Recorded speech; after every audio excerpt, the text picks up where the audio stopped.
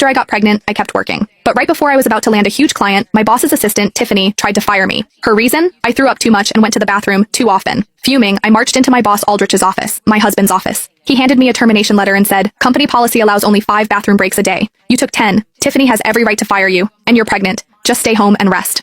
My eyes dropped to the floor. A corner of a lace thong was sticking out from under his couch, so he was cheating. I said nothing. I slapped the termination letter across his face. The moment I walked out of the building, I called our biggest competitor. "Do you limit how many times employees can use the bathroom? If not, I'll bring my client to you tomorrow." "Serena, are you messing with me?" Daniel's voice on the other end of the line was laced with shock. "I'm not kidding," I said, my voice calm. "If you agree, I'll bring the Evergreen Holdings deal I secured straight to you tomorrow to sign. Once that's done, you'll be the top company in Northwood." Daniel hesitated. "Are you having problems with Aldrich? Is this call just to spite him?" "Everyone in the industry knows you're the powerhouse, carrying all the major accounts for Aldrich's company. You sold your parents' apartment to fund his startup, and you've personally landed every single contract for the company all these years.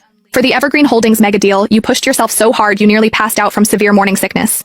Employees wanted to rush you to the ER, but you were so worried about delaying the signing, you stubbornly—" I froze, surprised he knew about what happened recently. Listening to him, I just managed a bitter smile.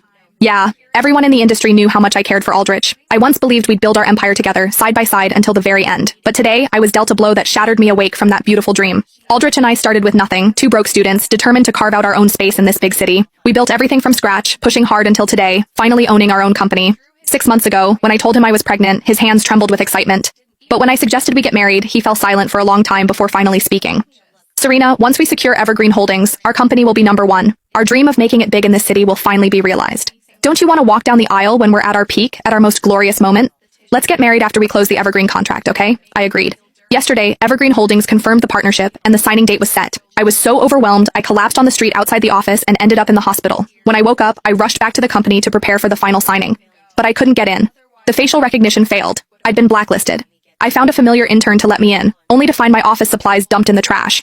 Photos of Aldrich and me were covered in footprints, my smiling face defaced with black marker, and sitting at my personal desk was the new secretary, Tiffany. With her bright red nails, she scrolled through her phone, pulling up 3 months' worth of my bathroom break surveillance videos. New company rule: no more than 5 bathroom breaks during working hours, each not exceeding 5 minutes. You go a dozen times a day. Who knows if you're actually working or just taking a break? If everyone acted like you, how would the company function? I was stunned. Since when did the company have such a rule? I went to Aldrich's office and told him what happened. He simply said, his tone flat, "Tiffany was headhunted from a major corporation. The rules she's implementing are based on big company experience. We of course have to follow them." I tried to suppress my anger, explaining that my frequent bathroom trips were due to pregnancy and work stress. He waved his hand dismissively. "That's just your weak constitution. Don't use it as an excuse. Today, I'll make an exception because of your morning sickness. But in the future, if someone takes a break in the bathroom and then claims to be sick with diarrhea, am I supposed to pretend I don't see it? How can I manage then?"